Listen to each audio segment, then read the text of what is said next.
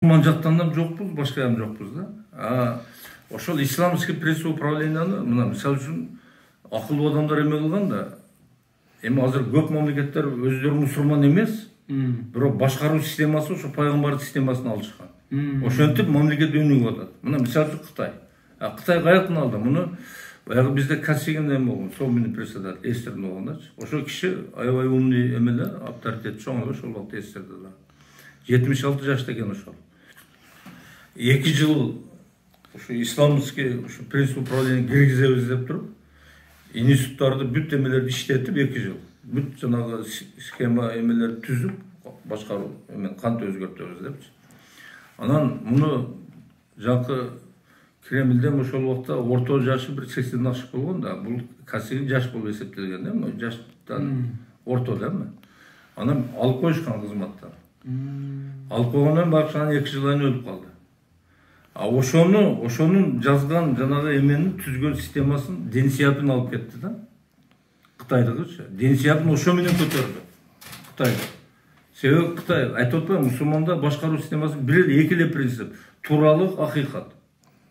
Анан үчүнчү жана отчеттуулук, кылган ишиңе отчет бер деген сөз да. Жооп бер деген сөз, жоопкерчиликти алышты. Эми ошол системаны мына кантип түздү Кытайлар ошол системаны. Бүт эле жанагы азыр эми технология жетишип калыптыр, электронный кылып койду да, акча Кытайда нак акча айланбайт, 4,5–3,5% ашкан эмес.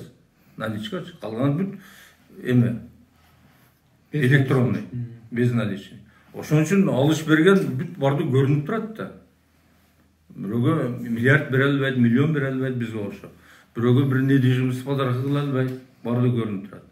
Значит, биз мамлекетте оңдош үчүн вот Кытай айтып атпайбы, мына мусулман эми жанагы бер жагы бар эми, бирок аз да основной Кытайда. Сингапурда ушул система менен башкарылат. Биз пока тууралык, акыйкатты, отчеттун жоопкерчилигин жеткире албайт экенбиз, мамлекетти эч качан оңдой албайбыз. Жок, бул жерде айтып атышпайбы? Жана Сингапурда Юнун айтышат, Ю жасады дейт. Кытайда Дэн Сяопин жасады дейт да. Ошо мен ошону айтып атам. Ислам жөнүндө айткан адам жок айырда, ислам принциптерин айткан адам жок го. Жок, мен элге ошондой, дүйнөгө ошондой маалымат таратылды да. Жок, мен негизин айтып атпайм. Эми ошол кишилер кылды, бирок ошонун тандаган эмеси ким аткарса автор аталат да. Өзү айтып атпайм, бизде ушул маалга чейин адамзат жаралгандан бери 5 эле принцип управления болду. 5 эле. Адамзаттын акылы ошого жетти да. Биринчи жанагы болуп алып туруп эле доказа мындай башкара бермейт, тукуму мененчи. Экинчи ошол эле болуп жашагандарды только окутуш керек, чокумдуш керек, бийликке даяр кылып алып барыш керек дегенчи. Алардын принциптери болгон жанагы даже үйлөнүүгө уруксат берген эмес да. Баягы коомдун ишин унутуп калат депчи. Ушундай туура башкарсын деп. Бул эки, үчүнчүсү демократия. Демократияны бул билесиң Америкада. Бирок демократиянын принциби бүгүн укмуш бузулду да, кайра бүт тетир болуп калды. Аерде демократиянын принциби көпчүлүктүн башкарылышы. Анан эсердин Карл Маркстын түзгөн эмес, социалисттик принцип. Мында тапсыз, бай кембагал болбойт деген принцип. Бул эми 70 жыл жашады. Бешинчи жол исламский башкаруу системасы да. Бул эми ошо Мухаммед пайгамбар түзгөн башкаруу системасы. Бул только 3 эле принциби бар. Бул тууралык, акыйкат, анан кийин отчеттуулук. Жасаган, кылган ишиңе, аткарган кызматыңа жооп бер. Ошо 3 принцип менен эле кетти да. Азыр эми Кытайда ошол системаны, Сингапурда ошол системаны, бул эми Мухаммед пайгамбардын кимдики болсо деле ошо системаны өндүрүш керек да. Бирок ошо кишиники болуп атпайбы. Бул кишинин эми башка эмелер эң көп 600 жыл иштептир. Ошо жана система управления. Неме Осман империясы. Анан бирок Мухаммед пайгамбардын түзгөн исламский принцип управления 14 кылым болду. Бүгүн да актуальный да. Биз Кыргызстан ушун эле колдонсок. Ана Перс булуңундагы монархиялар ошо менен кетти да. Анан бул монархияларда бүт капитал, жанагы ошол өлкөдөгү байлык ошо үй бүлөнүн колунда болуп атпайбы маселе. Көрдүңүзбү? Бизде деле ошол үй бүлөнүн колунда болуп атат, анан булар элди жанын жеп атат, элди алдап, ага каттап коюп, буга каттап коюп. Баягы именно мусулман мамлекеттерде исламский принцип азыр жок да. Эмелер башкарып атпайбы.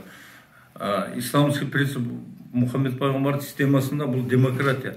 Бу жерде бүт шайлоо менен келген. Эл шайласа келген. Ошондо эл шайланган эмес, суранган эл суранган. Бийликти убактылуу уролойт деп жазылып атат. Убактысынча. Пока сен иштеп атасың, ишиңди аткарып атасың убактысынча. Анан азыркыдай ээлеп алмай, анан туугандарын тартмай, андай сатып алмай болуппайбы азырчы? Ошол эле.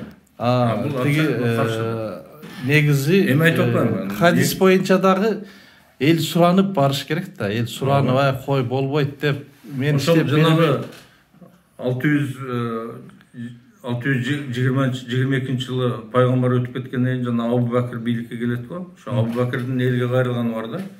Силер мени шайлап койдуңар. Мен силердин эле бириңер элем.